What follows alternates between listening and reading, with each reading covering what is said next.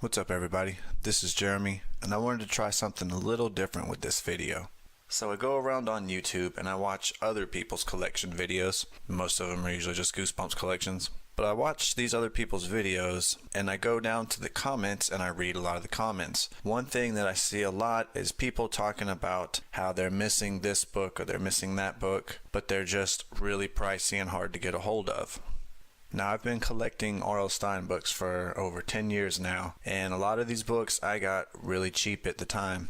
Yeah, I have sat and wondered before, what is my collection really worth? I used to think that it really wasn't worth that much. It would only be a lot to someone who really wanted R.L. Stine books. But after reading a lot of these comments, I decided to go back and look up some of these books that I bought in the past to see exactly how these prices really have changed over time.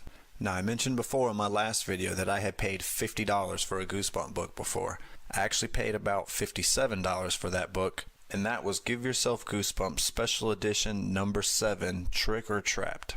Now, this was one of the last books I got before completing this little collection right here, but all the others, I don't remember paying that much money for them.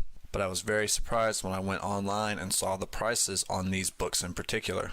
So for this video, I've decided to go up on Amazon because I'm real big on Amazon. I know a lot of people like eBay, but I prefer Amazon. But I looked up each of these books individually and took their lowest asking price of each book. So I'll be going over these 8 books and discussing the prices that they're going for now in a video that I would like to call, What Is It Worth? So the first book is Into the Jaws of Doom, and this book would be the cheapest one out of the set. And this book only was running for about $4.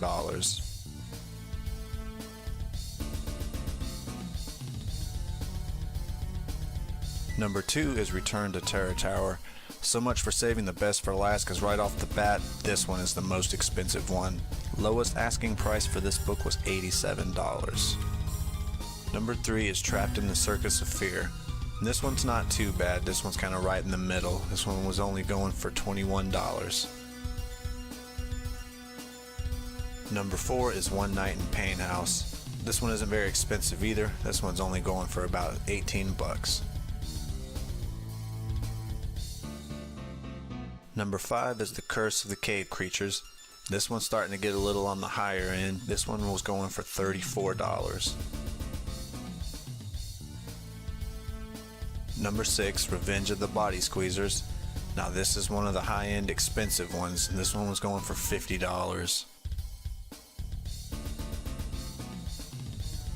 Number 7, Trick or Trapped, The Bad Boy That Got Me. This book's going for $55, pretty much the same as what I paid back then.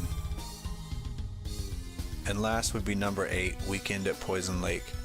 This is another one that's cheaper, and this one was only running about $18. So if you total up all the prices on these books from Amazon at the lowest asking price, this would be $284 for all 8 of these books. Now that's just the price of the books. Let's just say you take like an average of $4 for shipping and handling, do that for all 8 books. So just for these 8 books alone, $280 to $300 for these books. Like, are they really worth that much money? I don't know exactly how much I got the other books for. Like I said, I did pay total $57 for Trick or Trapped. And when I got this book, I actually got an Amazon gift card from my father-in-law for like $100, and I used that to buy that book. It was a little easier for me to do that because it wasn't $50-something coming right out of my pocket. So I kind of looked at it as like, as a gift, I'm being given this $50 Goosebump book. But I know for sure I did not spend that much money on the other remaining 7. All these books I ordered online except for 2 of them, which would be book number 1 and book number 8. I found both of those in used bookstores, and I only picked them up for just a couple bucks. The other 6 were all ordered online, and aside from Trick or Trapped, I know I didn't pay anywhere near what they are now for these books. And I did double check on eBay for some of these prices. Most of them were all pretty much about the same, maybe a couple dollars more, a couple dollars less, except for the Return to Terror Tower book. I actually saw that one was more expensive on eBay. They wanted over $100 for that book. So with that, I would say I'm glad I started my collection when I did and bought these books for a much cheaper price back then. Like, it just makes me think that, You know, if I didn't have these books and I was trying to complete a collection, going online now and seeing these prices for these books, that'd be really discouraging. I mean, it'd be hard to get these books. And just like, for example, my Ghosts of Fear Street collection, I'm only 3 books away from completing it, but there's one book that I'm missing that's fairly cheap. It's not really expensive. Then the second book is between $20 to $30, and I'm okay with that. But the last book in the series, number 35, that book goes for $140 on Amazon and eBay. I've checked both. And it is just really hard to bring myself to spend that much money on one single book. Now, I've gone on eBay before and looked up the entire Ghost of Fear Street series. I found someone selling the entire series for $150. If that were the case, I would much rather spend $150 rebuying the entire series than just spending $140 on the one book that I'm missing.